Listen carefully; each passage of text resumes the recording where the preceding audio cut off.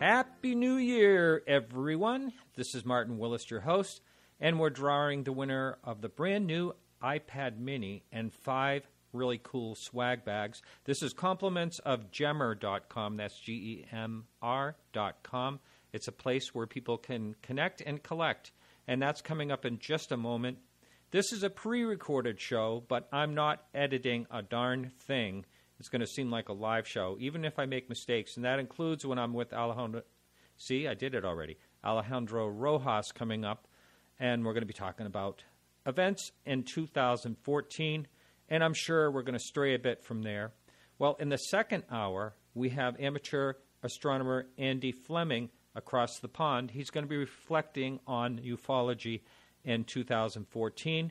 Plus, a number of clips that I chose from what I consider pretty good shows of 2014 with a little monologue in between. So I hope you enjoy it. It's going to be a different type of show this time. So if you want to subscribe to hear the second hour of any of our podcasts, go to getjoyride.com/podcastufo. The link is right on our website, podcastufo.com. Subscribers pay only $1 a month or more to access the full 2-hour show.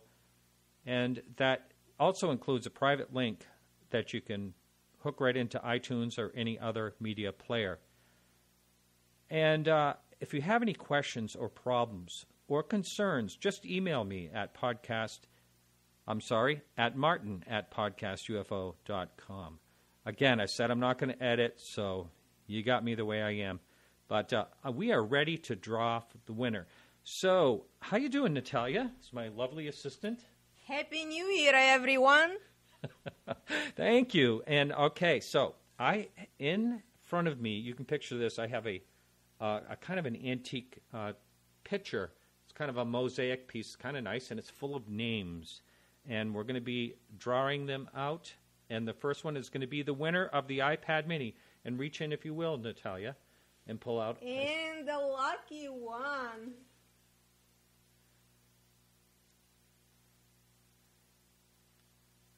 You having a hard time reading it?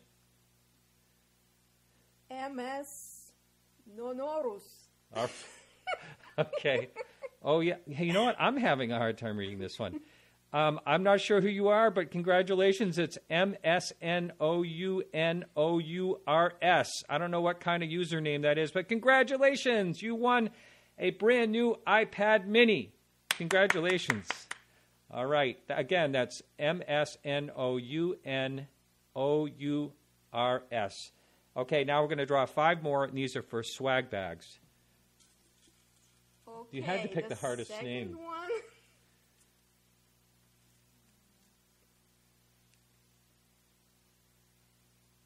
Nina Mink? Oh, Nina Mink. I can't believe Nina Mink. She had trouble signing up. Nina Mink, you won a swag bag. Okay, go ahead. That one was easy to read. The third winner?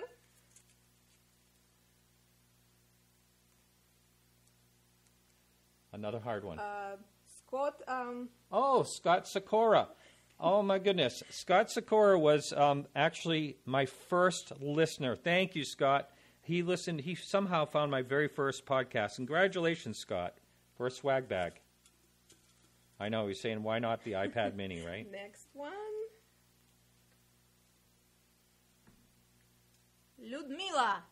Ludmila for a swag bag. No, we have 2 more.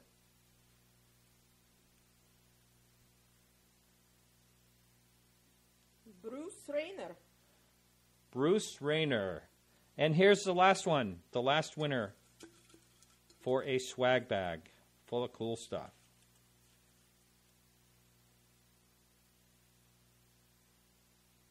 Christopher Ranking. Well, Okay. Thank you all very much. Thank you, Natalia. Happy New Year again. It was nice talking to all of you. Thank you. All right, now we have Alejandro is coming right up. Congratulations, everyone, and thank you for participating. And we're going to move right along to Alejandro Rojas. How is it going? Let's get down to business, Alejandro. Business it shall be then. Congratulations to the iPad mini winner. I I thought I was supposed to win it, and then I was going to give it back to you. Yeah, it was fixed, but they intervened. So, Oh man. yeah, some men in black showed up. Well, congratulations anyway. They intervened. Oh. Yeah, and they made sure that you did it right. That's These right. must have been the good men in black. Yeah, and wow. when I looked up the username of the person that won, it's one of those black-eyed kids, Yeah. So yeah. Well, what if, like the Will Smith scenario, the movies, that the men in black are actually good guys? Yeah. Hey, you never know. Yeah. Another mystery solved. Mm-hmm. Yeah. So this show, this hour, is going to be really a reflection, and a lot of it is I'm going to say all of it is your hard work. So I'm really looking forward to hearing what has happened in 2014.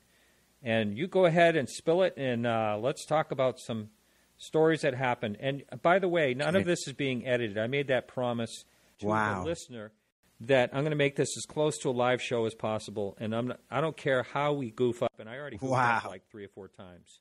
Yeah, I'm just going to run it. Because actually, I'm running out of time. The producer of the Dark Matter Radio Network has got a skedaddle, and he says, give me the file now.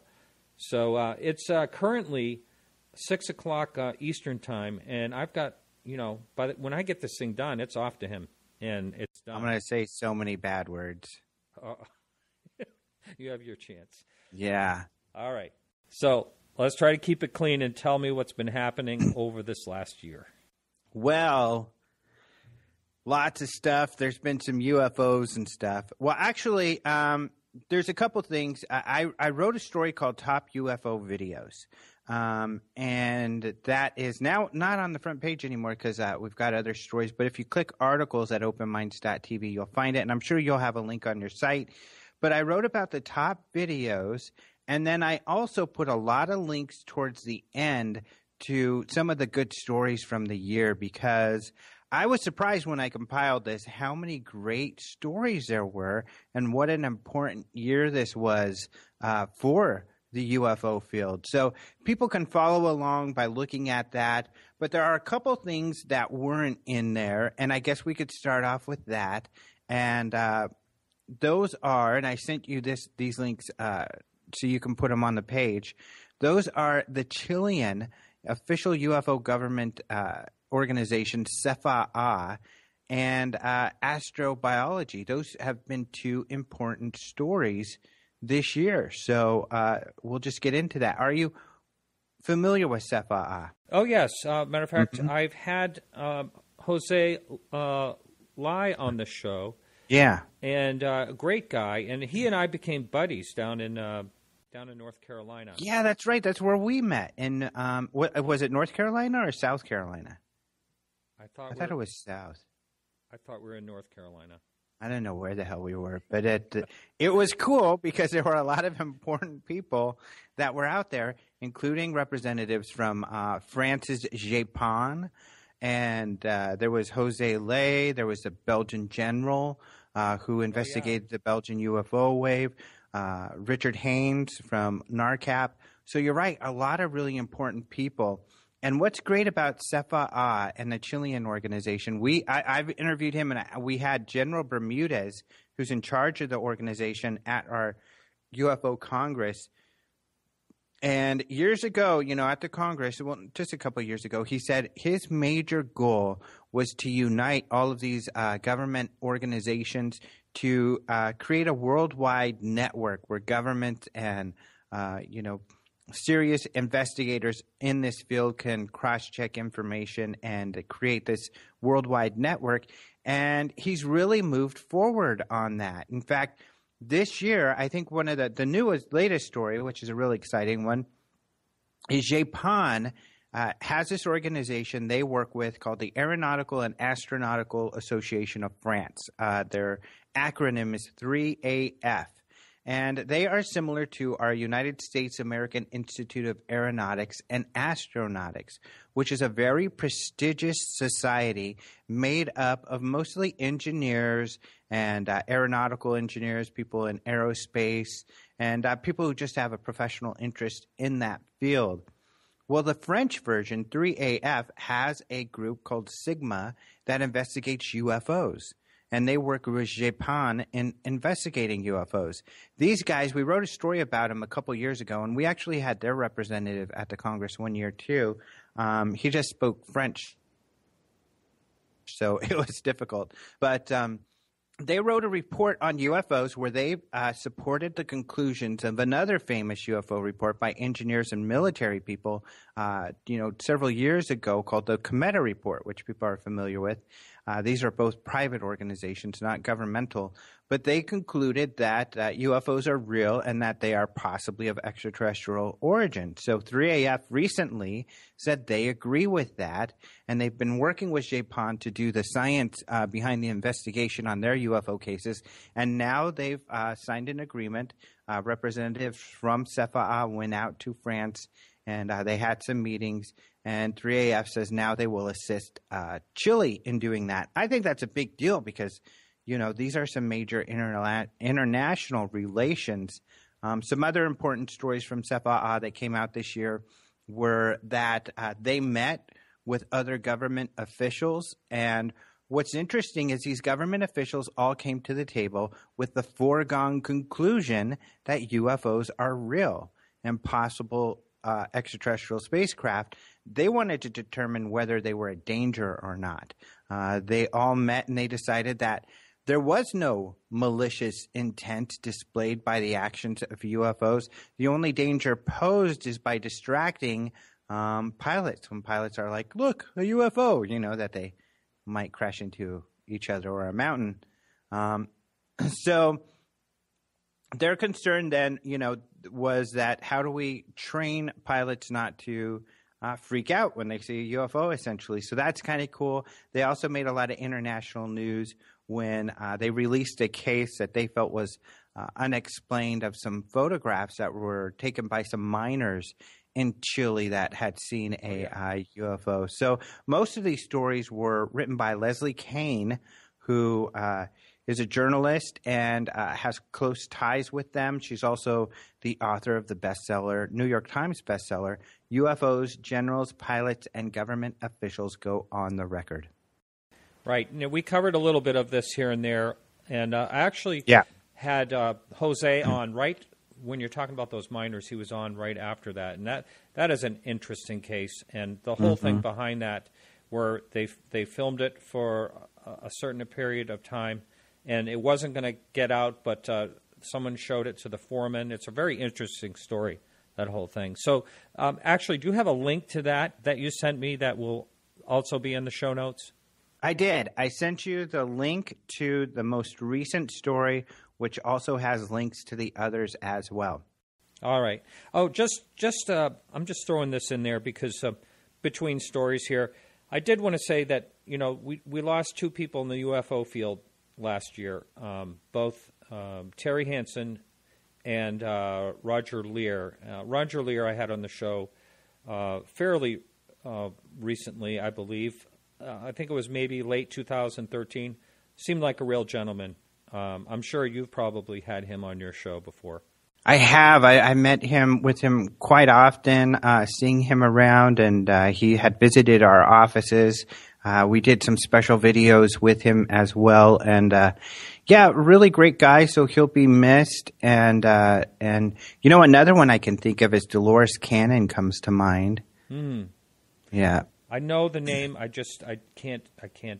Yeah, she was really interesting. She did regressions on people, and oh yeah, okay, yep. Yeah, and felt she was speaking with extraterrestrials through her clients there, and wrote some books about it and stuff.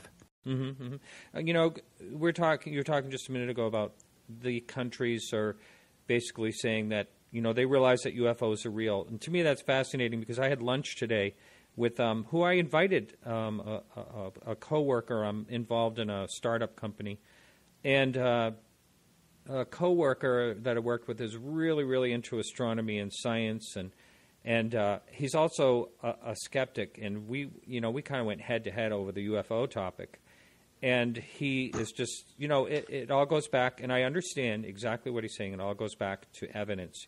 What evidence do we have? He likened something like if he had a gumball machine And he said to me, there's 1,000 or so gumballs in there. They're either odd or even. Say yes or no. And I said, what are you saying? What are you trying to say to me? And he's saying, that's how the same thing as saying that UFOs exist. You have there's no conclusive evidence unless you look at it. So unless you count those gumballs, you can't answer. And unless you hold a piece of evidence in your hand, you can't answer that UFOs exist. That was his saying. But, I forgot all about the fact that, these countries are actually saying, yes, we are saying that UFOs exist. That to me, that is a big deal. And that does mean a lot. It's not like it's you or me or whoever else in ufology. These are someone representing some part of a government, or these are important people in my eyes. Yeah, well, and now Peru has a group like this. Actually, Uruguay was the first to have a group, an official group. Now we have Chile. Argentina was supposed to have started one. So now there are a handful of official governmental organizations investigating this stuff. Japan is under CNES, which is their version of NASA. Others are, I think all of the others are under the military, the Air Force. So lots of different configurations. And that was why it was important for them to meet in North or South Carolina, wherever we were, and that's kind of where a lot of these relationships got started. So really cool stuff, and it's neat that we got to be there. It really is, and it was really wonderful meeting all those people. I besides meeting you there and our connection that has been great, that was when I made the choice to go there. That just changed so much in what I do actually, and that's why I really want to get out there to more conventions, and I definitely am starting to make plans right now to see you out there at the UFO Congress this year. And we can actually talk about, we don't have to stay completely stuck in 2014. We can talk a little bit about that. If you'd like to address that right now, why don't you just go into it, what is going on out there and who you have for speakers, okay, the dates and all that. You better come now because I won't talk to you again if you don't. How's that? I am blackmail. Semi-permanently committed. Yeah. So, there is some news around that for this year because Guinness World Records, the Book of Guinness World Records in 2014 said that we are the world's largest UFO convention. So they made that official. So that's some exciting 2014 news. And this is exciting. I mean, one of the topics that was kind of cool is Bob Lazar coming out and doing some interviews with George Knapp. He really has laid low and not talked about his stuff in a long time, and so now he's coming out to and it was because of that we kind of felt, hey, he's obviously got a lot more to say. Then George Knapp did a talk at MUFON that was very compelling, that that Bob Lazar should not be written off. And so that sparked our talking to George about getting Bob Lazar to come to the UFO Congress, and it was really difficult. But luckily I have a great relationship with George. That's why I'm on Coast to Coast with him fairly frequently. And so we got it to work out. So that's really exciting. But we have a lot of other good ones. You helped me get reconnected with the guys in Allagash, that had the experience in Allagash, Maine. And that's a great case. I've seen them talk before. And at least one of them will be coming. The other one is actually not feeling well. So we're probably going to have him on video and show him during the talk with Charlie Fultz. Oh, Charlie's coming? Charlie will be there. Oh, so it's Jim. Yeah, Jim is it's got some might not be able to make it, but he had a terrible fall years ago. Fell down in a hole and broke his back. Oh my gosh. That's how that's how this whole thing came out. You'll hear this story. But that's how the whole thing came out, because when he was recuperating in the hospital, someone gave him the book to read of Whitley Strieber's, and he saw that and he freaked out. What a great story that is, because that's when all reality hit him of what happened. These guys are cool. These guys are really down to earth, really neat guys. So, that's a fun one. I mean, there's just lots of really cool speakers that I'm very excited about that are going to be there. We'll have Richard Dolan. You've probably interviewed him. And, everybody's always excited. He's put together a special talk just for the conference. Jaime Maussan, as usual. People really like to see him. Jeremy Corbell, I don't know if you've interviewed him. Not many people know about him, but he's done some great documentaries. He'll be releasing at our conference finally, and he's going to be, I think, the next big thing. He's real good friends with George Knapp, and he's done some stuff in Vegas. Really cool guy, so this is going to be great. So a lot of really neat stuff coming up at the Congress. It's going to be really, really cool. Definitely, no doubt worth it.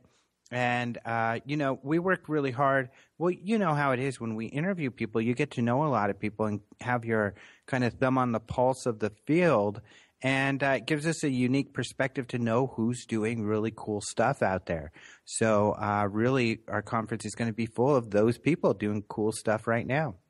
Now, I know you spoke up after I had Don Trumbull on the show. I'm sorry, Doug Trumbull on the show. You spoke to him not too long after. Did you actually consider thinking about inviting him eventually? That would be great. He's a really busy fella. He is just, a tech head who's in there filming his own projects, working on technology. Of course, he's working with Mark D'Antonio from MUFON on building some UFO detectors. So he's such an extremely busy guy. I figure I'm going to give it a go. But I'm not. It was hard enough for me to get this. I had been working with Mark for literally, I think, years to get an interview, and I finally gave up. And then you got an interview, so I was able to give Mark a guilt trip to try again. And so that's how I got the interview. So yeah, that's but funny. yeah, and I understand. I mean, I hold no grudge against Mark for that. I thank him. Very much for getting me the interview, because he literally worked on my absolute favorite movies. I mean, he's responsible for some sci-fi special effects that have been a big influence on me. Sci-fi is my favorite genre, and Close Encounters, Blade Runner, Star Trek, Space Odyssey. 2001. These are all my absolute favorite movies. So, really cool. Amazing guy. Now, I plan to do a live show right from there because the way the timing works, you're going to still have some things going on that Wednesday evening, and if I can rope some people in there, I'm going to have the live show. I'm going to have the live show from there regardless. But if I can rope some of the guests or speakers you have as guests, and do like a round robin, that would be just fantastic. I'd love to do something like that. We'll talk more as the time gets closer, but what are the dates? That ought to be fun. So you're going to actually use a rope, so the audience, you'll be like, okay, I'm tossing my rope. I see Stanton Friedman walking. I got him, folks. I'm pulling him. Yeah. I'm pulling him to the table. Well, I'll be out west in, cowboy country, so. Yeah, that's right. I'll wear my chaps and, Western. get my lasso going and just rope them on in. That is February 18th to the 22nd. You can go to the website at ufocongress.com and register. When you get there, you'll see that the host hotel is booked. That always books up really quickly because there's so many people that come. But don't worry, there are hotels that are just a couple blocks away, right around the corner, that you can stay at. So, and they have shuttles, so not a problem whatsoever.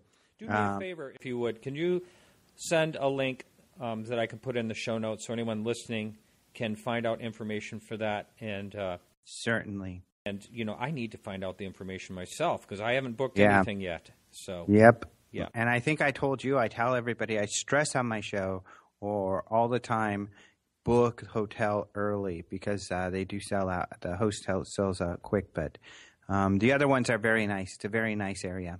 Great. I cannot wait. Yeah, wait till you see it. It's such a beautiful area. Well, yeah, and it's miserable back here in Maine, the state of Maine, up on the mountain. I'm the only one. I just drive. I'm not making this up. I drive just a couple of miles away. There's no snow, but up on the mountain where I live, there's plenty of snow. And since you're up, go ahead. I'm sorry. Well, as of right now, it's like 4 degrees outside. Wow! Yeah. Holy moly! Yeah. Yeah, I was just back in Colorado, and I do not miss the cold and the snow. Yeah. You probably saw I put up a video of us it was a riot. sledding, and that was terrible. I almost died from coldness. I had my little shoes, and I knew we were going to get off topic, and that's I had to wear my girlfriend's hat because I was not prepared for that. Well, that's the danger of not being able to edit. Okay, so let's get back into UFO stuff. Yeah, but listen, since we're so far off topic, I'm just going to ask you, where in Colorado did you go? Denver, okay. Centennial specifically, but the Denver metro area. Yeah, I lived in Longmont, Colorado, and in the Boulder area, and really loved. That's a beautiful state. Yeah. And you get down in the San Luis Valley. If I'm thinking, did I say that right? Is it San Luis. That's where San Luis Valley. Yeah. Some awesome sightings down there, and we've talked to a few people on this show that do talk about the activity down there. It's pretty fascinating. But okay, since we're so far off topic, let's try to get ourselves back into the year 2014. What is next? You know, I just to mention, because I've talked at more length on other shows about this, but you and I have already talked at length about this because it's a recent story. But the astrobiology thing, and the more scientists that are certain that they have found in meteorites, for example, microbes from Mars or the plankton on the ISS, just more and more scientists that are convinced that there is evidence, if not proof, for extraterrestrial life.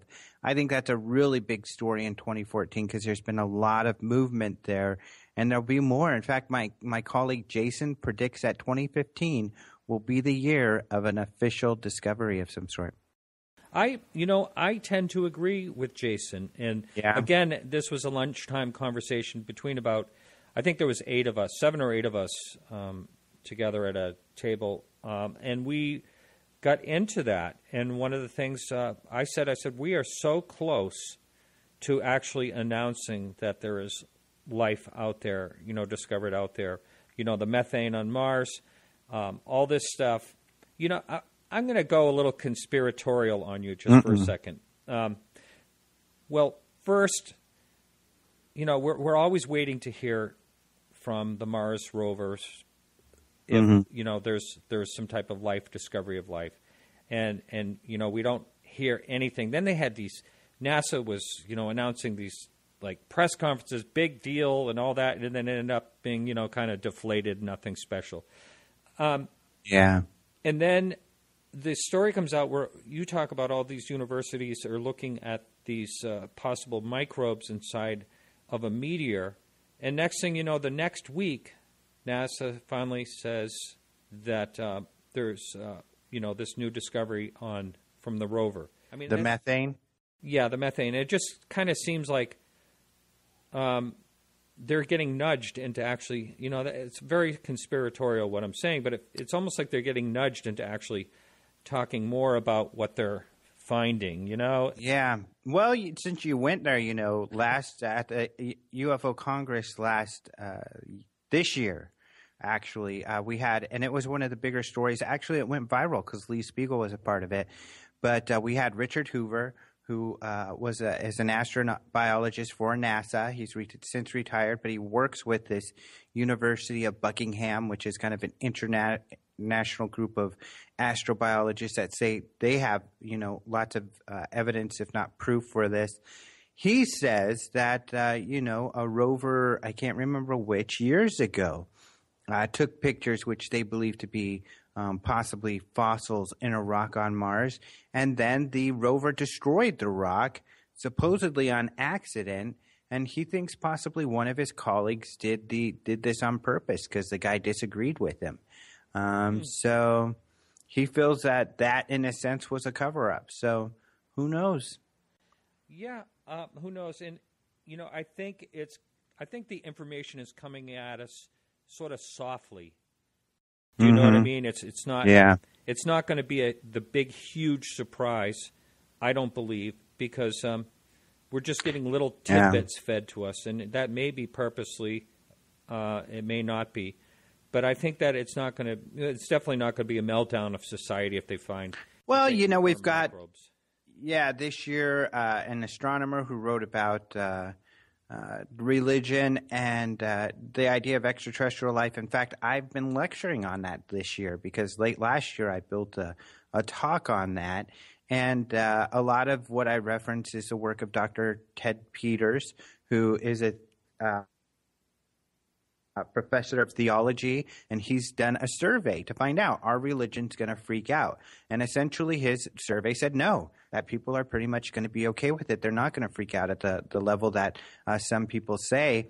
Interesting enough, he found that it's really the atheists, people who identify themselves as atheists, who are saying religions are going to freak out. But when you look at it, they're really not going to have much of an issue. He was inspired actually by the work of John Alexander's wife, who did a more loosely done survey prior to his, and Ted Peters was more academically done to get better numbers around this stuff.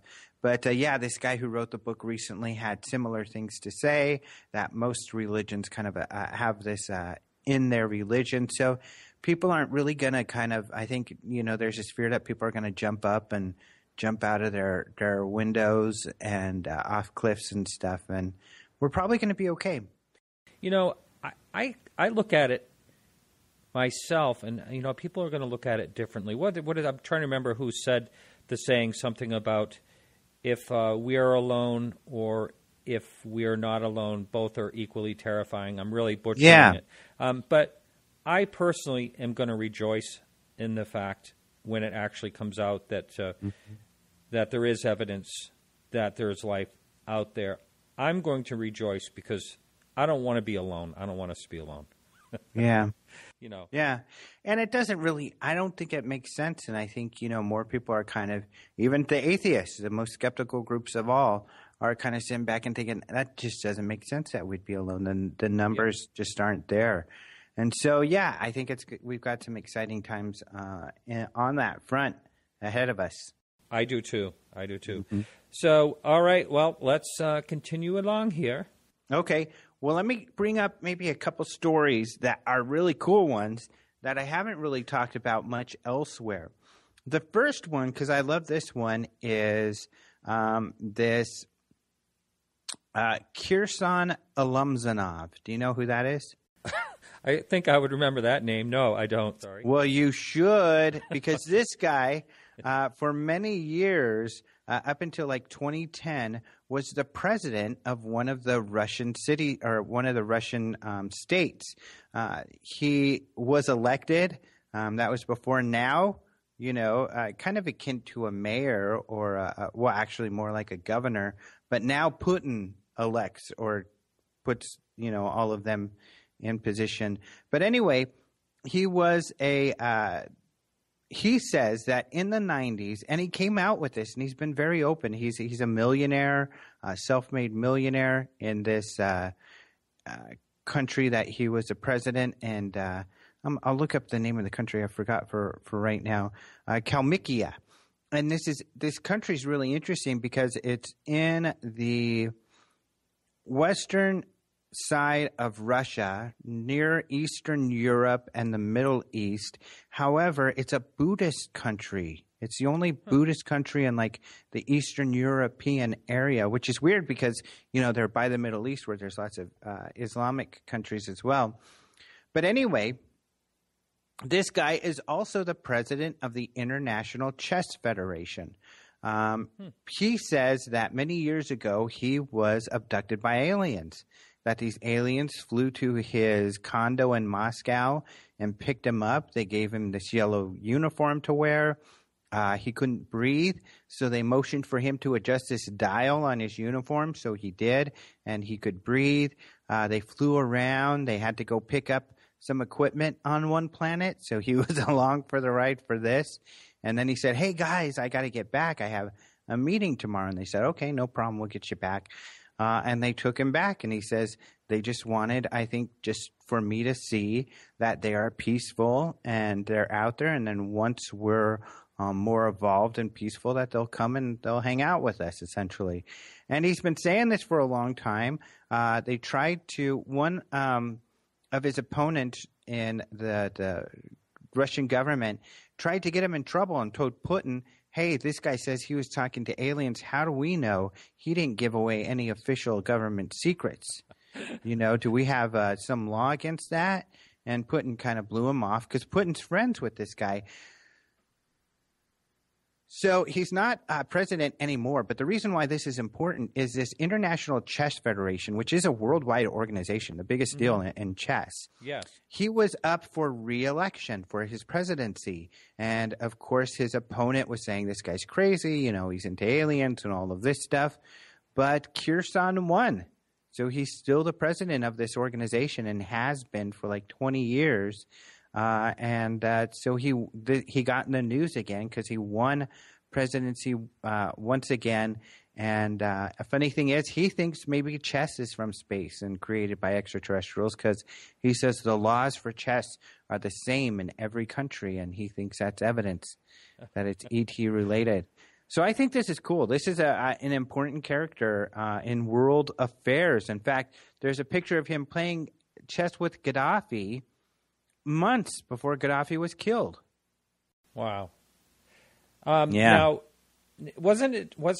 If I have it right, and I'm trying to remember the name of I want to say Blue Max, the computer that played the chess champion. What didn't that? Oh yeah. Didn't they play against Russian? Someone from Russia was really like one of the top chess champions in the world or something. I may have this total Blue Max or what the heck was that thing? I don't. I know what you're saying because it's even like a test, an AI type of test where if AI can beat a human playing computer, then that means the computers are about ready to take over the world or something like that. I'm not sure. But, yeah, I guess he beat Garry Kasparov. Okay. So, that was Deep Blue was the name of it. And you know how I know? It's not because I'm a genius. It's because I've got Google here in front of me. But interesting enough, this Garry Kasparov, who lost, he is the world chess champion, and he's the guy who is running against Kirsan to be president of the Chess Federation. So there is a link there, but he lost. How about that? Yeah, that's kind of an over-the-top statement for someone like him to make. It really is. Well, and what's interesting is Kasparov got upset over this election because Putin came to an event for Kirsan supporting him and, doing some photo ops, which helped Kirsan get reelected as the Chess Federation president. So he was mad that Putin, the Russian government, was supporting Kirsan. But it's interesting that Putin, well aware of this extraterrestrial issue, still is friends with Kirsan and supports him. Now, it seems to me it was maybe 2 years ago there was some type of a Russian politician that went on the record about UFOs. Do you recall that? I think there was a German in the EU that was pushing something, but I can't remember right now. Well, like I said, I'm doing this live and there's no editing, so this is the real us. Yeah, sorry. Sorry. It's a real us. Happy New Year, sorry. Yeah. All right, so what else did you dig into? You said you had more than one story that you didn't talk about. Yeah, here's one I didn't talk about at all with others, and I think it's one, we'll see if you're aware of it, because this is a really fun one too. This is William Shatner, who says he knew the abduction researcher John Mack, and that he's going to write a book based on John Mack's work. I had no idea about this. Yeah. Wow. So that's cool. Isn't this interesting? That is really something. Now, there's a lot of people involved in things like this. There's a guest I had on last year that I want to say her name is Diane. I can't remember her name. That's actually, putting together a movie about John Mack as well. So, Yeah, that's right. There's a book going on about it. Yeah, so this is really great. That's quite amazing. Shatner's something else. He's like the Energizer Bunny. He just keeps going. You know. Yeah. He's getting on in age. And, yeah. And I know someone that sold his kidney stone. I'm not kidding. To Shatner? Yes, he went on. This is kind of a funny story. He was on a talk show. I want to say Jimmy Kimmel's or something.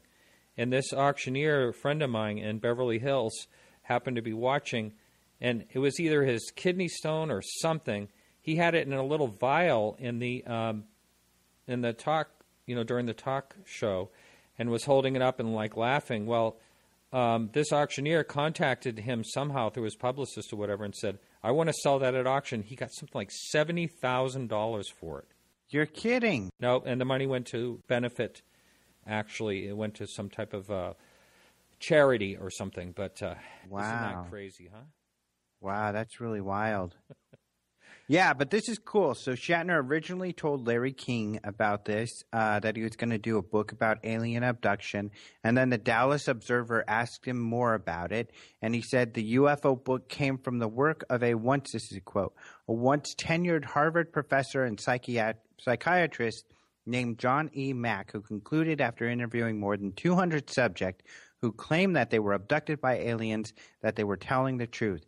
Mack died as a result of a hit-and-run accident before he could complete his work, but he finished a thesis on the subject, and Shatner thought it would be worth turning it into a book. So that's from The Observer.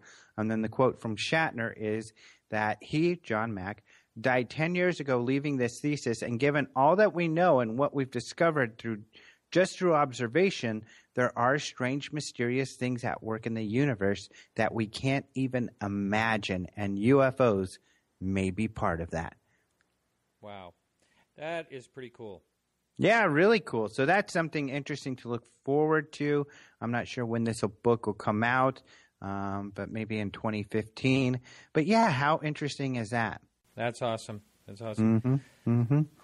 So I don't know if we talked about this one moving on because you mentioned Jimmy Kimmel, and that was, of course, Bill Clinton talking to Jimmy Kimmel. I don't know if we did. I know that I brought it up, but I can't remember if I brought it up on one of the podcasts or not. But, yeah, I saw that. Mm-hmm. That was great. So that's really cool because he, talked about UFOs, and Kimmel said, I'd look into UFOs, did you? Clinton said he sort of did. He looked into the Area 51 alien rumors and everything. And he kind of said, there may be life out there. He hopes it's not like Independence Day and that they're nice guys. But what's interesting, and I don't know if you saw this, that Ben Hansen from Fact or Fake did a voice analysis. And there was some stress. Yeah. Yes. Let's talk about that. Because, first of all, Jimmy Kimmel... one of the first thing he even says, I think it's the very first thing he says to Clinton, is, hey, if I was president, the first thing I would do is check to see if there were UFOs and aliens. Yeah. That's how he opened the interview with him. Put him right on the spot. And Ben Hansen was able to tell that Bill Clinton was stressed because Bill Clinton wet himself when Jimmy Kimmel asked him that question. Just kidding. Just kidding. And I told you I'm not editing. I know. That's like, you can't take that out. But actually, Ben Hansen did say that Clinton showed signs of significant apprehension, stress, and guarded behavior. He admits he can't say why Clinton may have been stressed. There's different reasons why that might be. I know Ben Hansen very well. I've seen him talk on this, and we've talked at this on length. But he says that it's possible that Clinton knows more than he can reveal. It's also possible that Clinton wants to know more, but was denied the information. And those are some of the possibilities. A lot of people argue, well, he knew most likely what Kimmel was going to ask him, so any stress must be related to something like that. Who knows? But, it's really interesting. I think what's interesting, of course, I think I said this on Coast to Coast, but that there have been quotes from Bill Clinton, such as in Hong Kong, where he said, things like when he talked about UFOs, I didn't find anything. They told me there was nothing to it, but I wouldn't be the first president that career bureaucrats have lied to. Bum, bum, bum. Yeah, absolutely.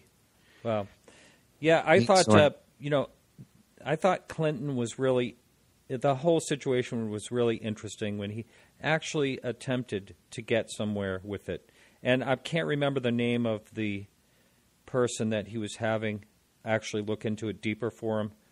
I wish I did a little research before we did the show. But there was Hubble. That's right. That's his right. Friend. Yeah, exactly. He asked. Yep. Who didn't find anything, I guess. Right. But I believe there's a picture somewhere on the internet of the Clintons walking with Rockefeller holding. There is one, and that was, I got to kind of release that story because it was actually done by Tonio Cusin. I'm probably saying his name wrong, but a researcher who had found this and posted it in a forum, and he let me post it as a story. But yeah, it's Hillary Clinton talking with Lawrence Rockefeller, holding a book from Paul Davies, who is with SETI, and it's about extraterrestrial life and if it exists, that sort of thing. And we all know Lawrence Rockefeller funded some UFO initiatives and was really into the topic and wrote some letters to get the Clintons to talk about UFOs. So that might have been some of their discussion. Right. Really fascinating. Yeah, very much so. Yep. And, there was one thing that I know you and I haven't talked about it, but from what I understand, Will Smith's son was actually in Obama's office and asked him about aliens. Did you ever hear anything about that? Yeah, that was one of our biggest stories, actually. That story went viral. Of course, really? Other people did it. That was a couple of years ago, wasn't it? Yeah, and but not much. Let's see. I think it's even on our front page because it's in our most popular stories.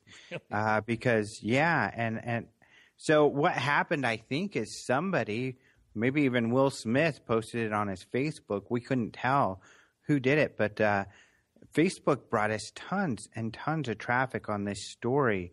But yeah, essentially what happened is first his dad, Will Smith, told the story first. He said that we went to go visit the president when we were in the Situation Room. I told my son, don't ask him about UFOs. I know you're into it. Just don't do it. And his son did it anyway, and he laughed about it. And that was the story. Well, A few months later, Jaden Smith talked about it because somebody asked him, well, what did you tell the president? And it's funny because Jaden Smith said, well, I wanted to ask the president. So when we got in the Situation Room, I said, are aliens real? And Obama looked at him and smiled and said, I can neither confirm nor deny their existence. And so Jaden Smith said, to me, that means they're real. He confirmed to me they're real. He just couldn't say it. So, pretty funny. I'm sure he was joking, Obama. I think Obama was joking, but I think Jaden Smith was serious. Oh, yeah. Yeah, I think so, too. And, yeah, that is a pretty funny situation. And Will Smith being in, I'm forgetting. Independence Day. Independence Day. He drags the alien out and pretty funny knocks him stuff. in the head. Said he stinks or something. I can't remember. Yep. Yeah, a lot of fun. So what else has happened that comes to mind? Well, here's one that I'll talk about, and I didn't really read a whole lot, but luckily I wrote or whoever wrote this story, was it me? No, this was written by Epic Times, and they let us repost it. But the WikiLeaks did have some UFOs and ET files, but they weren't as exciting as people thought. Of course, the rumor actually did. There was all those rumors about it.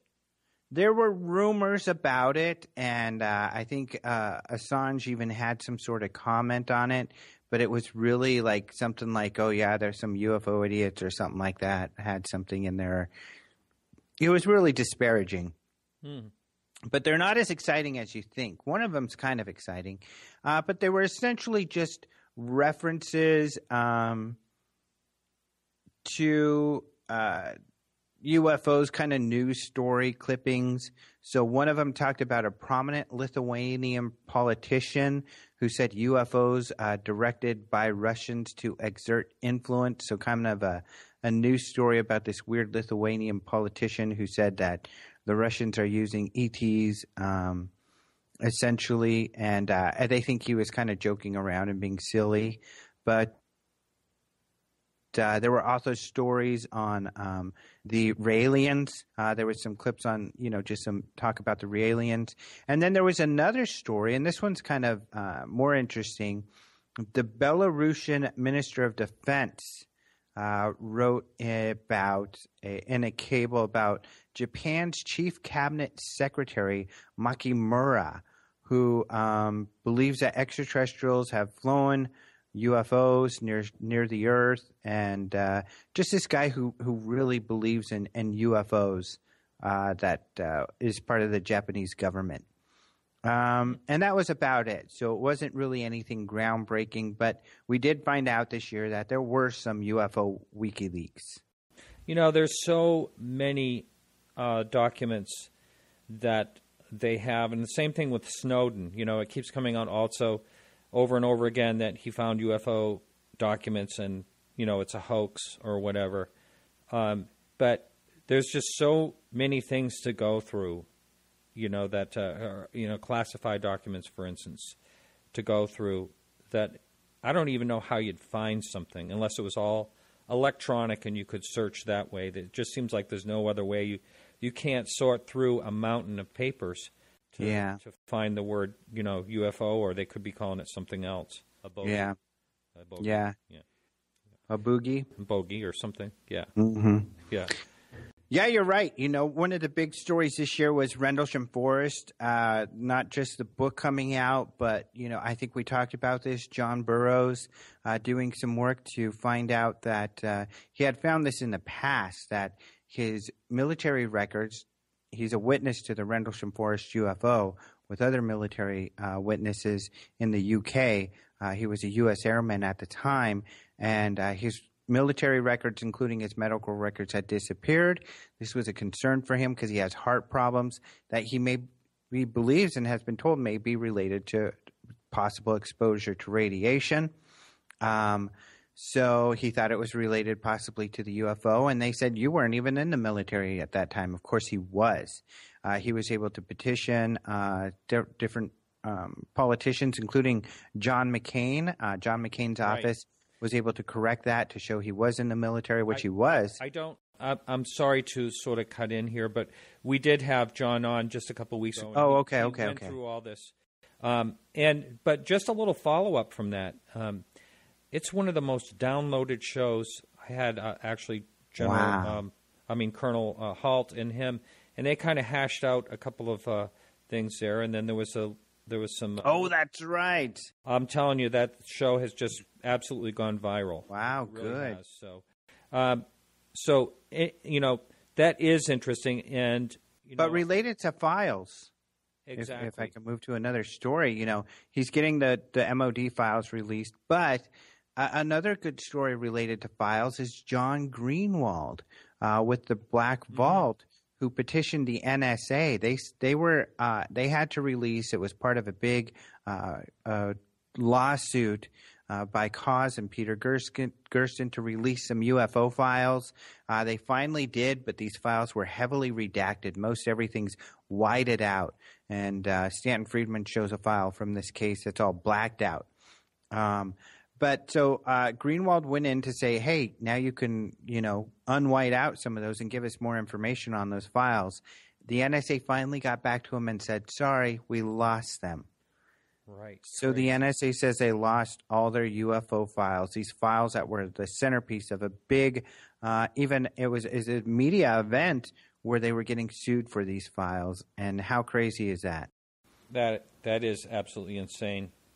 Very frustrating. Yeah. I think this is just about going to do it for the first hour here.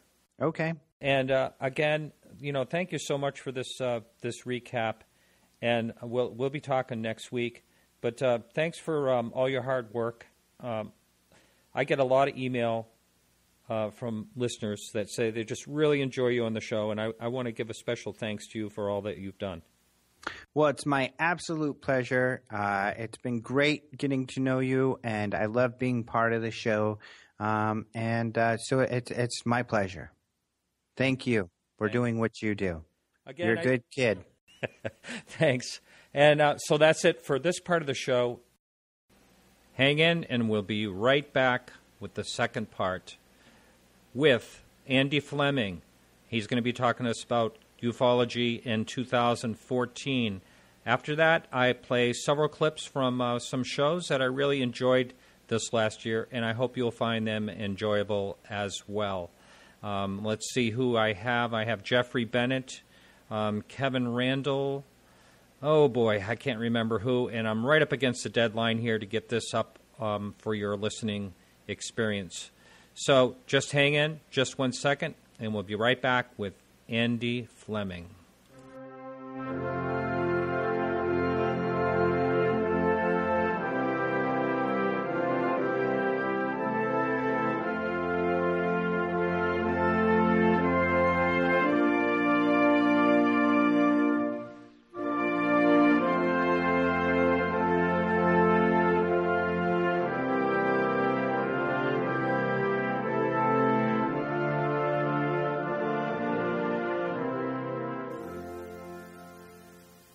Here we are in the second part of the show, and I have my good friend across the pond, Andy Fleming, and he's coming up talking to us about 2014, the reflection and ufology for him.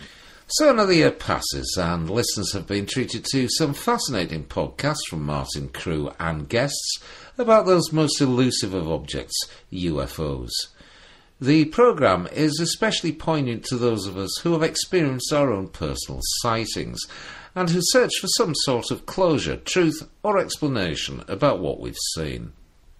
Although I'm no further forward in my own search for answers, I know that I saw what I saw, and I also know that I'm in good company with the millions of other people worldwide who have seen strange objects and lights in the sky. As an amateur astronomer, I also know the night sky well, and so could immediately discount astronomical objects in my own case. My own sighting was one of the enigmatic triangles, a large V-shaped formation of 5 orange-red lights, evenly spaced, slightly east of zenith and moving extremely slowly in a northwest-southeast direction over the course of about a quarter of an hour. Mesmerised, I began to realise that the lights are actually attached to a single object as they move silently in an unchanging distance from one another. The lights were fixed on the object's periphery, which was black and solid, blocking out background stars, so it couldn't have been a high-flying formation of jet aircraft. Judging altitude and spatial characteristics in the atmosphere at any time is very difficult with the naked eye, especially at night, but I would estimate height in thousands rather than hundreds of feet, and size in a couple of football field dimensions. It was indeed massive. There were other witnesses to this strange object that visited the night sky of northeast England that April night in 2009. Some have suggested it was a stealth blimp, the mystical stealth Black Manta TR-3B Black Ops aircraft or similar, or even an alien spacecraft. The fact is, I really don't know, but what I do know is that announcing your sighting can stir up ridicule amongst family, friends and colleagues. They won't be afraid, too, to explain your sighting either. It was either Chinese lanterns, satellites, meteors, or aircraft. What it couldn't be was an alien spacecraft, because everyone knows that they can't get from there to here because of the distances. Or so they say. As though both ourselves and other speculative intelligent species will be limited to human 2014 propulsion technology forever. What Podcast UFO and other similar shows have given me is a deep respect for many of the witnesses of the more high-profile sightings, many of whom have seen their lives irrevocably changed, and often not for the better, after announcing what they saw. Whether they are scientists, politicians, or military personnel, the result is often ridicule and wrecked careers. Now, here's a thought for 2015. Ultimately, I find myself increasingly asking the question, in a civilization like ours, which is grasped by materialist reductionism, can science explain everything there is to know about sentient life, our world, and the vast cosmos of which we are a conscious part? Or is there more to existence than purely the physical? Does then a theory of everything that includes relativity and quantum physics also need to include a spiritual component, taking into account the cosmos within our brains and those of other sentient beings? A Happy New Year to you all. You too, Andy. Happy New Year, and thanks for all you did for 2014. Looking forward to having you back. Plenty in 2015, especially since we have a 2-hour show now. Next, we're going to be hearing a clip back in 2014 from Jeffrey Bennett. He's an astrophysicist. I met him down in North Carolina. Great guy, sharp as a tack, and he was really fun to have on the show. I really like when a mainstream scientist, I would call him, has an open enough mind to think that it's possible that we may be visited by extraterrestrial intelligences. Or if we haven't yet, that, darn it, sooner or later we're going to be. Here he is. One of the things that I'd like for you to talk about is, and I heard you talk about this in North Carolina, is why there has to be life out there. Can you just kind of go into that a little bit? And by the way, anyone listening live, you can jump right over to podcastufo.com and join right in our chat room. Well, the reason I say that there has to be life out there, there's a couple of different reasons. I can go through some of the science, and I'll do that in a moment. But on a more fundamental level, one of the things that's happened in the history of science is a long, long time ago, we thought we were really special, that we lived on a world that was the center of the universe, which therefore meant we were also the center of the universe. And throughout history, we've been learning every time that that's not quite right. First, we learned that Earth is a planet going around the sun, not the center of the universe. Then we learned that the sun is not the center of the galaxy, just one of 100 billion stars in the galaxy. Then we learned that our galaxy is not the whole universe, that there's 100 billion other galaxies in the universe. So we've, through history, kept learning that there's nothing particularly special about us. And given the vast number of other worlds that are out there, to me, it just would seem almost impossible to believe that this could be the only place where life is. You might remember from Carl Sagan's novel and movie Contact, where they said, what a waste of space that would be if we were the only life. So I think right off the bat, it's going to seem to almost anyone who looks at the size of the universe that there's got to be other life. But now we can investigate it in more detail scientifically. We can look at the question of, are there really other planets that are capable of having conditions like Earth on which they could have life? And in the last couple of years, thanks to the Kepler mission, we have discovered dozens of such planets, and the statistics show that there must be at least 40 billion or more such planets in our galaxy alone. And then you can say, well, if you have the conditions for life, will you get life? And that requires understanding the origin of life on Earth. And while we don't know exactly how life on Earth started, and perhaps we never will, what we do know from laboratory experiments today is that it seems like it wasn't that difficult. The molecules that make life form easily under the natural conditions that existed on the early Earth. So you put all those ideas together, and you're going to just be led to the conclusion that you expect life to be common throughout the universe. Now, one of the things that, a lot of people that are skeptical of the subject that, or I should say the question of, are we being visited, or is it possible that we're being visited?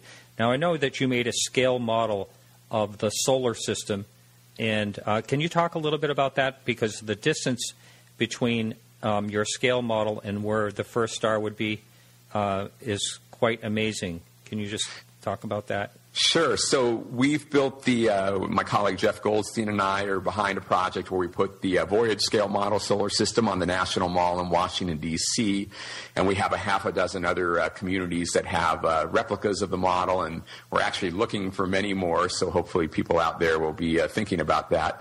But what we do is we build the solar system on a scale of 1 to 10 billion, so we're shrinking everything down 10 billion times, and on that scale, the sun becomes about the size of a large grapefruit, and Earth becomes smaller than the ballpoint in a pen.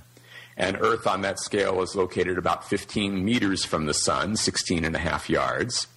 So you can kind of picture that. Picture a big grapefruit with 16 yards away, a tiny little ballpoint located, and that's going around it in a circle once a year. And that's kind of what our orbit around the sun looks like. Now, if you keep walking through the solar system, of course, between Earth and the sun, you'll find Mercury and Venus. Once you walk past the Earth, you'll encounter Mars, Jupiter, Saturn, Uranus, and Neptune. And we actually have Pluto in the model, so we'll continue on to Pluto. And you'll have walked a total of about a third of a mile from the sun to Pluto on this scale. Now, remember, Pluto... we have not yet sent a spacecraft past, but we have one on the way. It will go past next July, the New Horizons mission. It's the fastest thing humans have ever built. It's traveling 50,000 kilometers per hour. And that journey from Earth to Pluto is still a 9-year journey. But in this model, it's only a third of a mile. It's a few minutes to walk. Where's the next star? On this same scale, the next star is 2,500 miles away, the distance across the United States.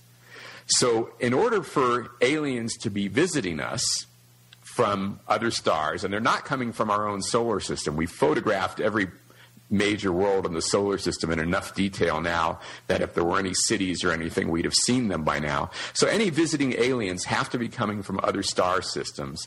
And that means they're traveling on this scale, the equivalent of across the United States, when it takes us 9 years to send a spaceship a third of a mile, and the farthest a human being has ever gone from Earth to the moon on this scale is barely over an inch. So the furthest a human being is that what you're just saying on this scale? Yes, on this scale. And then the furthest, the nearest star, and you'd consider that there's a lot more stars out there. And for the nearest star to actually harbor life would be, another statistic that would be hard to figure out. Well, and if someone has the technology to be doing that, they'd presumably be traveling to lots of different star systems, so they'd be getting around, right? So the point is, from my perspective, it's certainly possible. In fact, I would say likely that intelligent aliens have already built spaceships capable of doing just what we described. But we have to recognize that means the level of the technology they have is so far beyond us that, you couldn't even contrast us with the Neanderthals on that. You'd have to contrast us with, like, ants in order to see the relative level of technology. Right.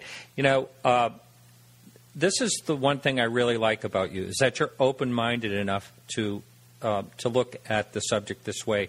Because a lot of scientists that I've spoke to in the past are just saying, no, it defies the laws of physics, or it doesn't defy the law of physics, but the ages of the beings and, would have to be astronomical, and as well as energy.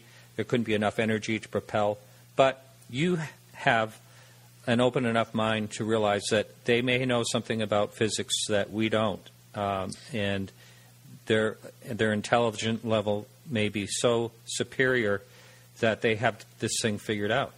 Right. I have this debate with my colleagues fairly often about energy limitations and all those other kinds of things. And, my main point is there's probably a lot that we have not yet discovered that presumably they have. So it seems perfectly reasonable to me that there could be all sorts of solutions that they've come up with that we would not be aware even exist.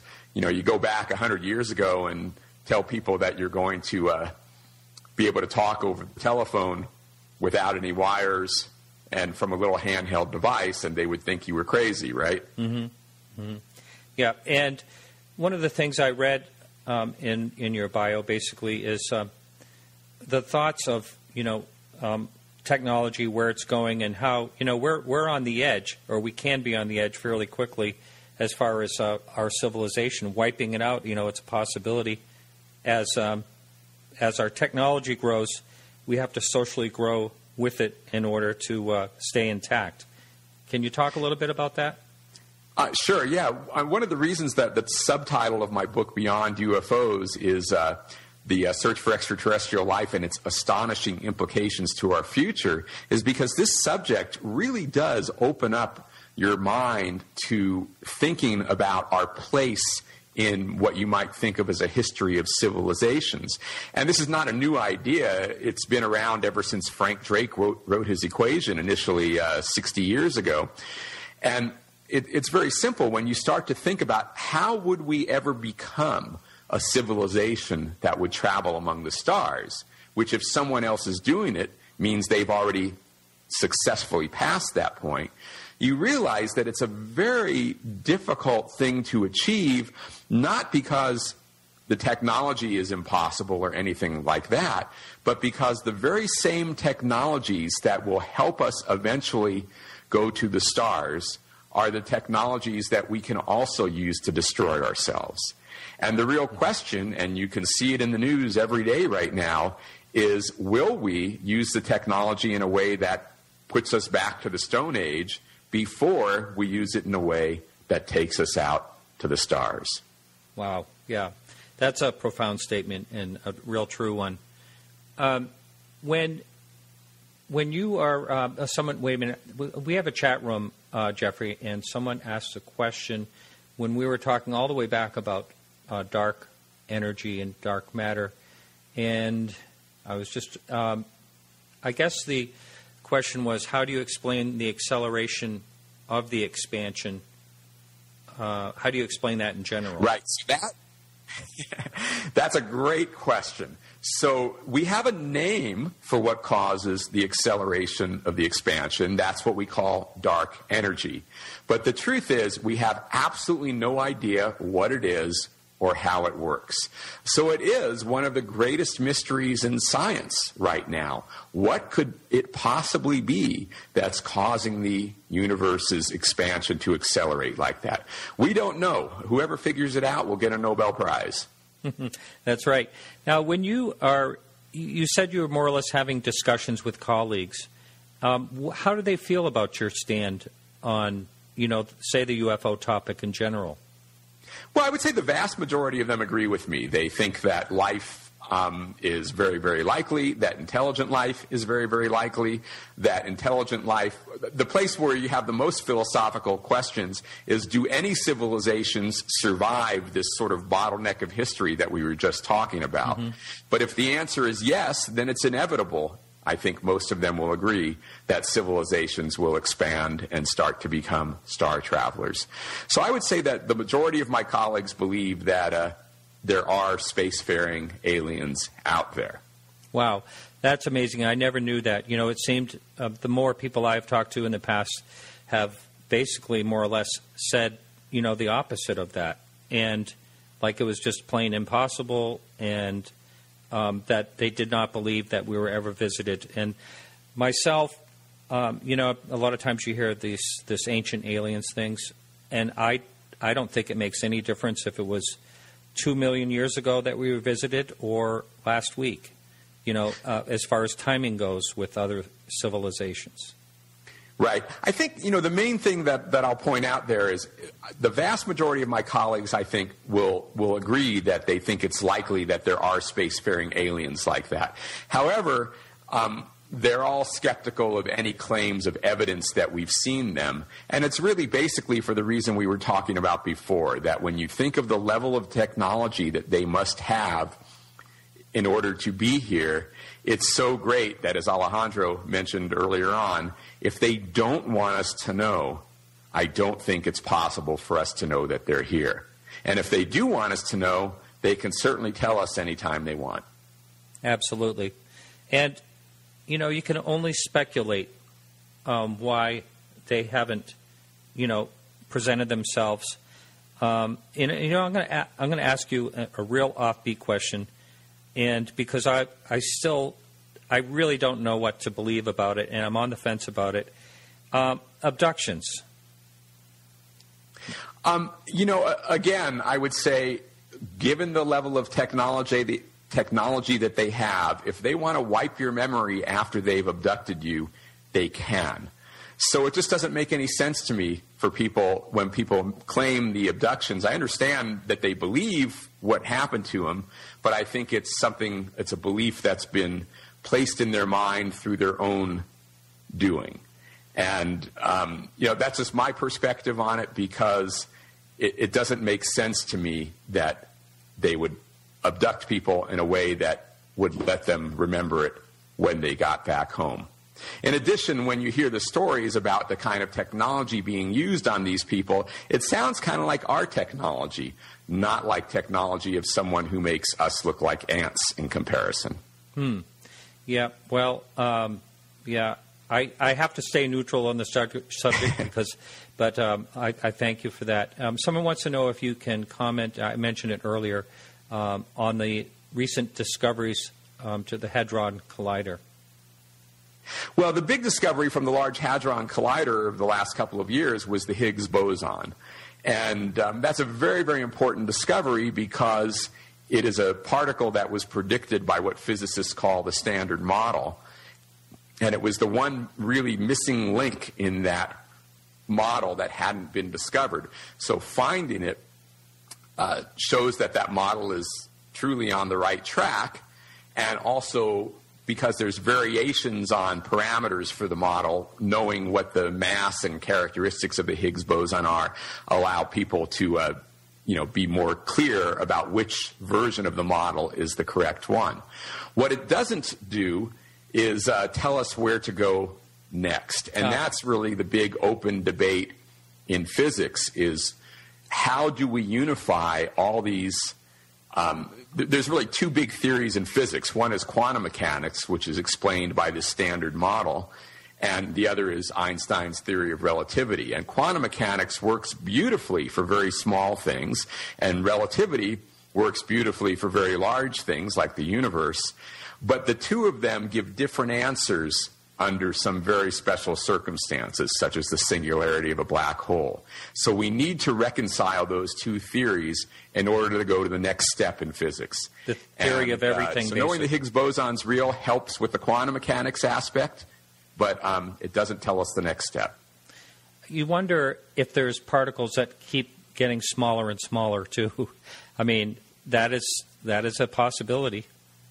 Yeah, although according to the current models, it's not so much a matter of size, because these particles are thought to be actually point particles already, but they're subject to the uncertainty principle where you can't pin down a precise location. The bigger question is, do we have the whole picture? You may know that some of these ideas that go by names like superstrings and supersymmetry, imagine that tied up in the subatomic realm, there may be additional dimensions that we don't experience in our everyday life. And some models, 10 dimensions, all wrapped up into tiny little balls that we see as three-dimensional particles. So that's the place where the really interesting stuff is happening. The problem is, again, we just don't know where any of these hypotheses are going to lead, because the theorists haven't yet come up with ways to test these ideas in the laboratory. And without tests, there's still just speculation. Well, that's it for Jeffrey Bennett, and it's great to have someone like him on. It was really enjoyable. And, I was just thinking, next year, I think I'm going to have you, the listener out there, vote on the shows that you'd like to make me post up here in clips for next New Year's Eve. All right, so coming up next, we have Dr. Kevin Randall. He was another 2014 guest, and here is Kevin. Now, when did you first get involved in the Roswell case to begin with? It would have been in 1988. The Center for UFO Studies, in looking at, I guess, the Moore and that would be Bill Moore as opposed to Charles Moore. Bill Moore and Charles Berlitz's book on the Roswell incident and some of the things that Stan Friedman had done and said, realized that there was an awful lot of work to be done. And so they proposed a reinvestigation of Roswell. And I was invited in because they knew who I was, and I'd worked with them on some things, but they invited me in. By coincidence, I had been at a science fiction convention in June of 1988, and there was going to be a big debate on UFOs, science fiction writers against these guys coming up from the center. I was going to be arguing with the science fiction writers against the guys at the center. And when we got ready to go, it turned out one of the guys couldn't make it from the center, so it would have been 3 science fiction writers against one guy from the center. So I switched sides because it's a debate. And you can do that in debate. In a debate, you're supposed to be able to argue either side. So I figured I'll just argue the UFO side, and got to talking to, turns out to be Don Schmidt. And they remembered that in my military background. So they asked if I would participate in this investigation of the Roswell case, and I said, sure, why not? So Don and I went there in February of 1989. I talked to Bill Brazel.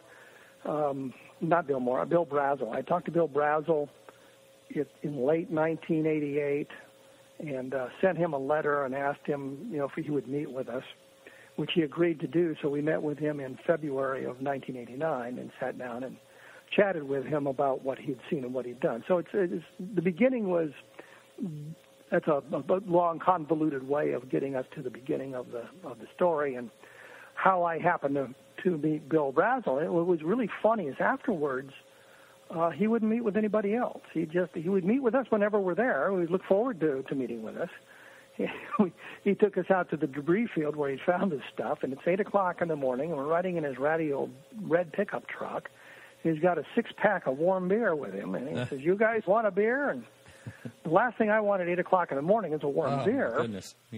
But I figured one of us ought to drink with him, so I had a warm beer at 8 o'clock in the morning. But he would always meet with us, and I tried to get him to do the Unsolved Mysteries program, and he just wouldn't do it. And I was suggesting to the producers, what you need to do is this, this, and this to get his interest, and he just didn't really have an interest in doing any of that stuff. But he'd always meet with me or with Don and me when we got down there, and then later on he met with Don and Tom Carey when they were down there. So we opened the door, at least for us, to get to talk to him, and I recorded everything he said to us with audio tape. We wanted to sit down with him to do videotape, and he always said he was going to do it. Whenever we were there with the camera, he just wasn't ready to do it, and has long since passed away, so that ship sailed. But we do have auto recordings, both of him in person and on the telephone, of what he said to us, so we can demonstrate that, yeah, he really said this. Doesn't mean it's true, just means we're accurately reporting what the guy told us. Right. Hey, I want to take calls for anyone out there, any listener out there that would like to call in for any question for Kevin. The phone number here is 603-967-4030.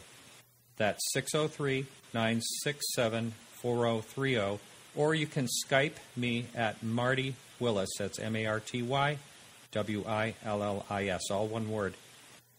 So what is the most profound thing that Brazel said? Did he actually see the debris himself? He had scraps of it. He had picked it up. He had said in the couple of years after this event, he had been out on that part of the range, and he said whenever he was out there, he would look down. They did a lot of the stuff on horseback, so he was riding the horse looking down, and he said he found maybe 10, maybe a dozen scraps of this stuff. He found some what he called monofilament fishing line that he said that when you shined a light in one end, it would come out the other, which of course means it's fiber optics. He found some debris that had the density of balsa wood, very lightweight, and he got out his pocket knife. He wanted to take a shaving of it to see if there was any stratification in it, and he couldn't get a shaving with his pocket knife. He said, I used a pocket knife to cut barbed wire, and I couldn't get a shaving on it. And then he said, but the most interesting piece was this little bit of foil. He said it was like I think he said lead foil as opposed to tin foil or aluminum foil, so it's thicker gauge material. And he said he He had it in his chaps pocket, and he pulled it out, and he threw it down on the dresser drawer, and it started to unfold itself, going back to its original shape. And he said, well, then I got to playing with it. So we got some kind of memory metal going on there. And he said he had it in a cigar shop box. He showed it to his father, who said, yeah, that looks like some of the contraption I found. But he was in Corona, New Mexico, talking to his friends and mentioned that he had this debris. And he said the next few days, some fellows from the base showed up. I don't know whether it was the Roswell base, Kirtland, Alamogordo. I mean, they're all within easy driving distance of the Brazel Ranch at the time. And he said it was a really nice fellow, a redheaded captain, a couple of an NCO, and a couple of other enlisted guys. And they made it clear to him that he was going to surrender the material. I said, well, we came to get the material, and he surrendered it to them. And then they went out. He showed them where he'd found it, and they spent a couple of hours looking around out there and then left. So he lost that, which would have been a wonderful bit of evidence for the rest of us as well. Boy. Kevin, just 1 second here. I want to apologize to the listeners that are listening live right now. I guess there's some type of audio crackling or something going on. I'm recording a nice, clean podcast on this side. You'll be able to come to my website and re-listen. I apologize for that. And instead of just disrupting the whole show, I'll just keep going. But we have a person on Skype, Kurt. How are you? Hi. And you have a question for Kevin? Yes, I do. I was wondering, and I missed the beginning of the show, so maybe you've already talked about this, but Paul Hellyer has been in the news. I'm sure Kevin's seen that, and I just wanted his response to that. And I did want to say, though, as best I can tell, Mr. Hellyer's understanding of UFO began with the beliefs of Colonel Corso's book, and I think that's been discredited. So anyway, that's my question, basically. I think you're right that Corso's book has been pretty well discredited. The tale on how he saw the alien body is militarily makes no sense to me whatsoever as a former intelligence officer. If you're shipping a classified thing, whatever it might be, or records, whatever they happen to be, from point A to point B. And in the military, you have what's called a RON, remain overnight, and you plan your route so you only drive so far every day, and then you stop at the closest military base. You plan your route to pass military bases so that you can stay there. So if I'm the convoy commander and I'm shipping this stuff, the last thing I'm going to do is allow those at the local base access to this classified material. And yet he's talking about how they were in there prying up the lids of stuff and looking at it. It just makes no sense militarily. And there are lots of other problems with Corso's book. I met Paul Hellyer in May of this last year, and he seemed to be a very nice gentleman.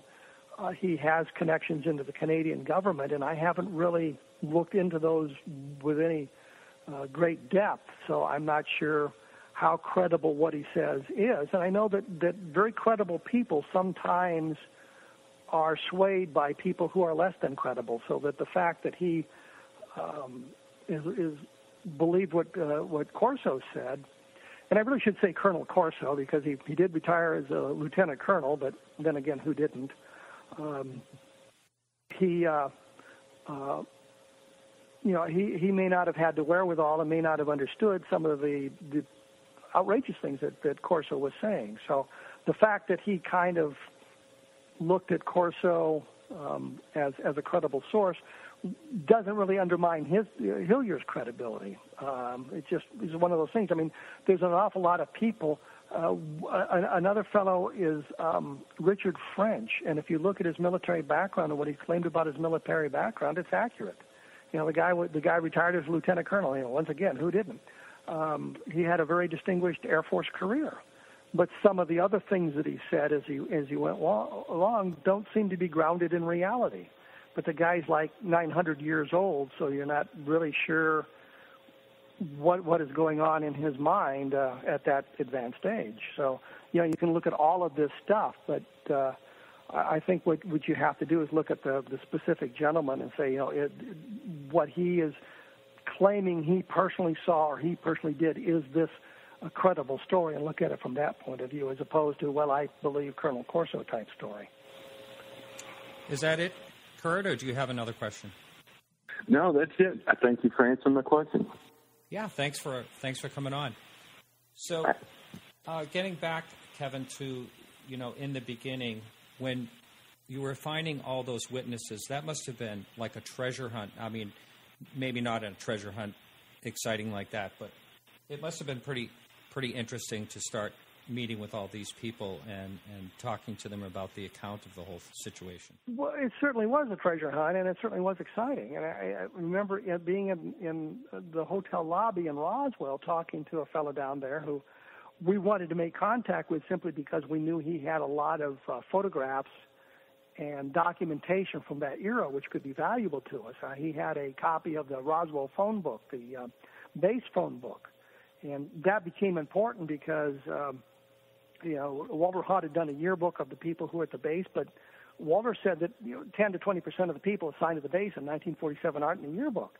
The phone book gave us another group of names, and some of whom were not in the yearbook. And this woman was talking to us about her cousin or her uncle, Daryl Rasmussen, and he's not in the yearbook, but he's in the phone book, so we could verify that he was there in the proper time frame.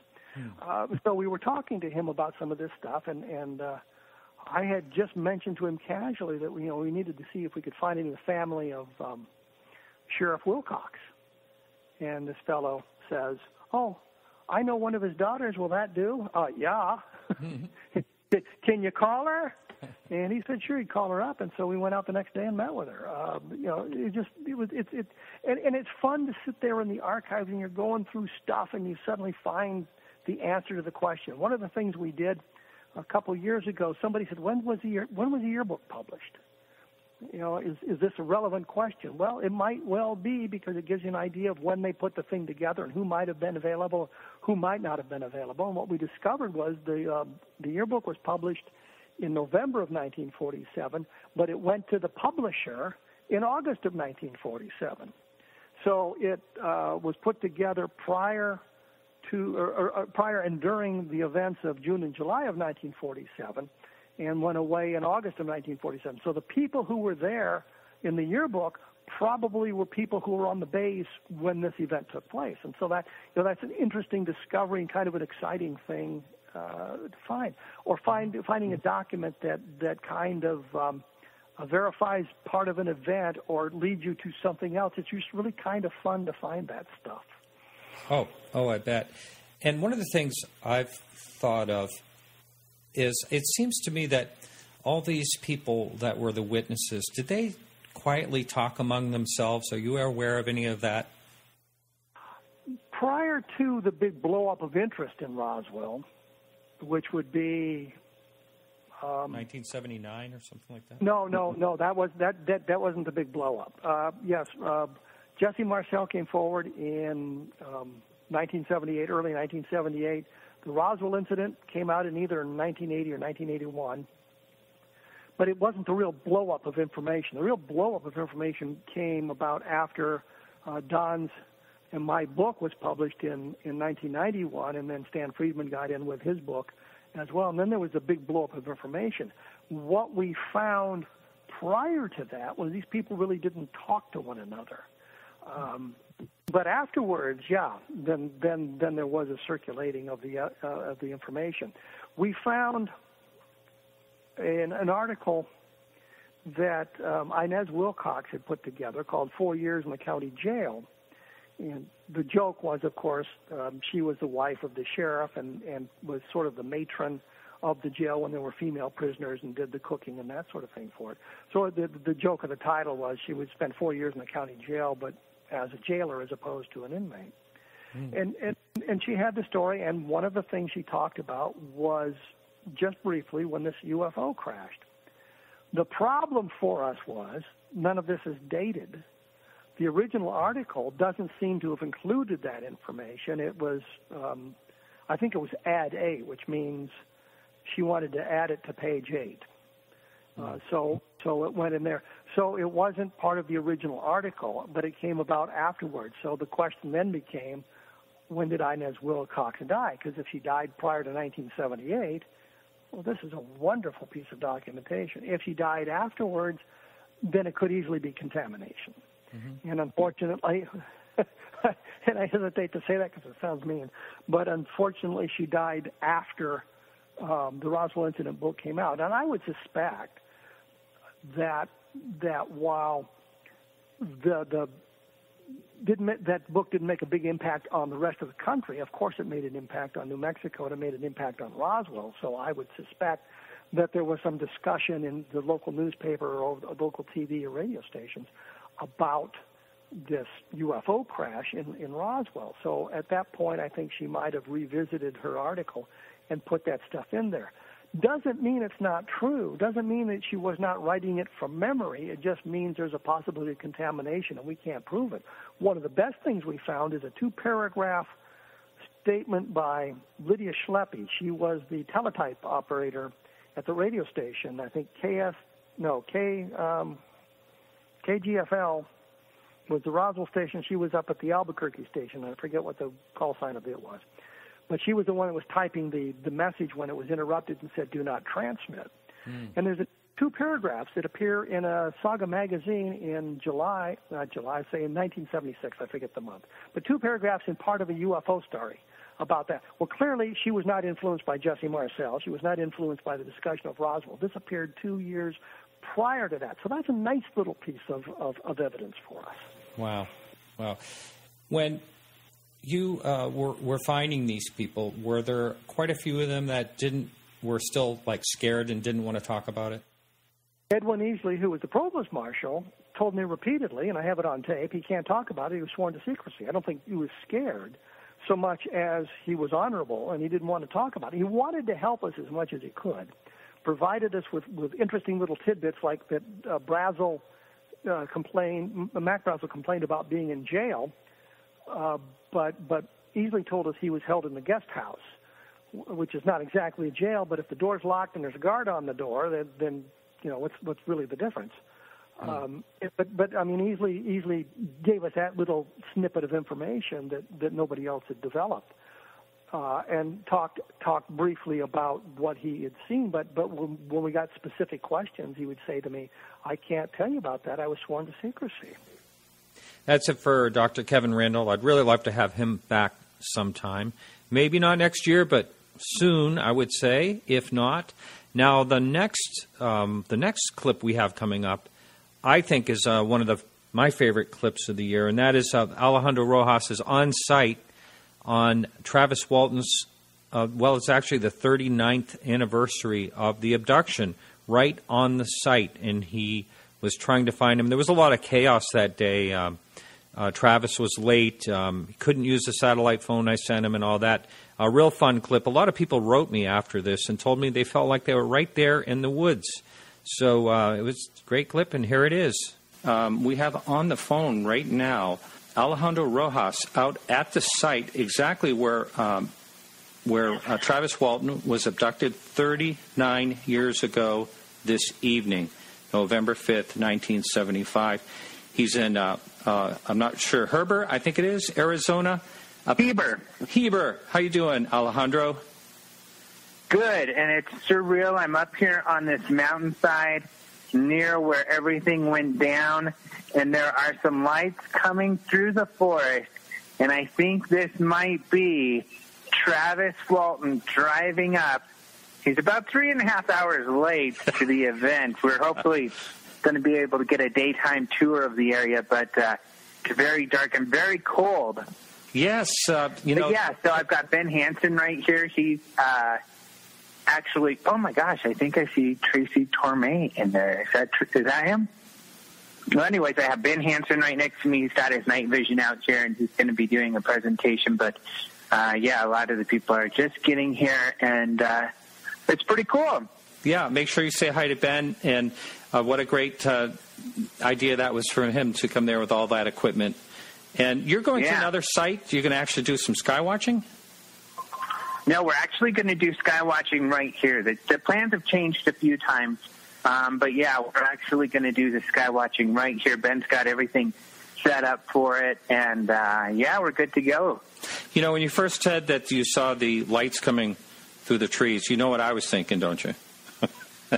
Aliens? It was coming back, and maybe it was going to drop Travis off. No, you see unfortunately, this was just a truck. This was a UFO that has Travis in it, but it's a man-made. Now it's unidentified. I've been able to confirm that it is humans on board this craft, and it is a land transporter created by human beings. Okay, so we can't go into any conspiracy on that. All right, so how many people would you say are there right now around you at the site? Well, there's been about, luckily we were all waiting for a while, and luckily there's a forest lady who was able to, she was heading up here, and we were able to get up with her earlier. So we got some great footage because we're going to do some video stuff and post that online. People will be able to see it. We'll have some interviews with Travis and the witnesses. But we were able to get here while there was some daylight to get some footage of the area that we'll definitely be sharing on our YouTube later on. So there is us 3 or 4, and then Ben was up here with a couple people. Ben's been up here for like 6 hours or something. He got set up hours ago, waiting for things to get started. And we've been waiting, just us, 6 or 7 people for a few hours now, waiting for the rest of the group. And they're just getting here. And have you seen Travis yet? Not yet. Okay, well, the backside of the story is this week earlier I sent Travis a satellite phone because I didn't think anyone had any service there. I was told that there was no cell service. So, mine goes on and off. Yeah. So luckily it is working now. Yeah. Well, don't move an inch. So, what would you guess? I know you live in, it's like blasting hot, and Arizona has so many extremes. So you're typically in near 100-degree weather, aren't you? And now it's what would you say the temperature is there? Yeah, down where I'm at, in the Phoenix area, we've got, 80s during the day, gets down to maybe upper 50s at night, but here it's probably in the 20s up on this hillside. There's a cool wind coming in, and it is very, very cold and getting colder by the minute. I can't believe you lasted up there all that time. Yeah. Wow. Yeah, so it is kind of difficult, too. Go ahead. No, I just wondered, is there actually snow on the ground? No, there's no snow here. I don't think it's snowed out here yet. But it's starting to get to be that time of year. Yeah. Hey, Alejandro, just while we're waiting to see perhaps if Travis pokes his head out of a truck or whatever, any news that you can think of that happened over the week since we last talked? I know I'm putting you on the spot, but is there any you story? Are, but you know what? There's always something cool going on. So, let me put my thinking cap on here. Shoot. Let's see, we've written about some really cool stuff lately. Oh, my gosh. My brain is probably just frozen over because we're writing about me all right, let's just talk about earlier we had someone. And if you could bring up the site while I'm here, and give me a heads up on the title, I'll tell you all about it. I can do that. Hey, listen, we were talking a little bit earlier. I should say we were texting back and forth about this Crow 777. It was and Lee Spiegel wrote about it. Do you know anything about that particular thing with objects? I do know quite a bit about it. In fact, just this week I interviewed Lee Spiegel about it. And of course, and during the time Lee Spiegel, it's funny because I saw the video, and it was this video that this Crow 77 put up of what he believed to be a UFO cruising near the surface of the moon. I thought it was an interesting video, but, as I know, it's always best to get some experts to look at it because they are able to identify things sometimes you're just not able to think of. So I asked Ben Hansen here of Fact or Faith and then Mark D'Antonio, and they replied to me and said, funny thing, we just answered Lee Spiegel and sent him some information. So essentially, Lee Spiegel wrote up the story, and both Ben and Mark feel that what that was a satellite he captured moving in front of the moon. This gentleman is a amateur astronomer, and he caught this on a telescope. And one of the questions I had is he drew kind of a straight line, and he showed that this thing does not travel along the straight line. And so I asked, that seems mysterious. That's one of his arguments, that it's not a satellite. And their answer was there's a lot of scintillation, that goes on, the atmosphere. Oh, yes. So things move, and so it makes it look like it's going along a straight line, but it actually is. And they were able to show the trajectory, actually doesn't change at all. And it does move slow and steady like a satellite would. So both Ben and Mark, who certainly do not always agree, and I think we've talked about that on your show before, did agree that this object was a satellite. But the gentleman who took the video completely disagrees with that assessment, and he told Lee Spiegel that, and he made a video where he argues their point. And Lee said, okay, I'll post your video too. So Lee did post that response in his story. Yeah. Okay, well, I'm thinking, I'm kind of disappointed. I didn't blast this everywhere because when I didn't hear from Travis today, I didn't post it everywhere that he was going to be on the show live from the event site. But so I'm a little disappointed. I could try to walk around a bit, though. There's a lot of people now. They're all finally getting here almost 4 hours later. I could try to mill around. Oh, look, there's Don Schmidt. I can see in this crowd of people. I can try to go look around here and see if I see him. If you want, hopefully I won't lose signal. Yeah, I think if you pass him, let me grab him. Yeah, I do see him. Let me come over here. So I'm going through. I'll tell you what I'm doing. Going through these crowd of people, many of the speakers among them. I see a tall man over here with a hat on that I believe to be Mr. Travis Walton. I'm coming through the forest, the same forest Travis was in. Oh, no, that's Ben. Dang it. But, okay. All right, well. But I do see. You're a good storyteller. I could pull Don anyway. Schmidt aside. Let me have you say hi to Don Schmidt. Oh, sure. Let's see if I could get him. He's saying hi to someone. But, well, Don Schmidt's been on the show a couple of times. He's one of the Roswell. He's in conversations with someone. So let me come further into the forest here. And, yep, here's another group of people, all apparently human. Now, let me just ask you this. Is there any lighting there at all, or are you just seeing, like, dark Very figures? little. Yeah. But it's almost a full moon, so the moon's very, very bright. Here he is. Okay. Hey, you're Travis? Hello. Hey, Travis, how are you? All right, I'll get that satellite phone. No, that's all right. We'll talk on this phone. Okay. All right. Well, I hate to waste the satellite phone. We probably have better reception. Yeah. Well, we only got a couple of minutes because we have the show guest, Art Campbell's waiting on the line here. So we only have a couple minutes. I'm just really glad that it's worked out that I was actually able to speak to you right at the site. Are you excited to be there? Well, excited is not the word. I'd say apprehensive. Well, yes, I could have used another word. Yes. Is it? How does it feel being there? This is 39 years to the day, and yeah, I've never been here on the anniversary at night ever.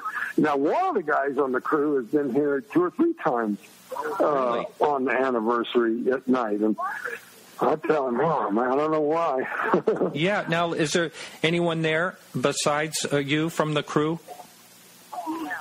Well, 2 are coming to the conference, but, I was delayed a bit getting equipment for this event, and so I haven't even greeted everybody that came. Yep.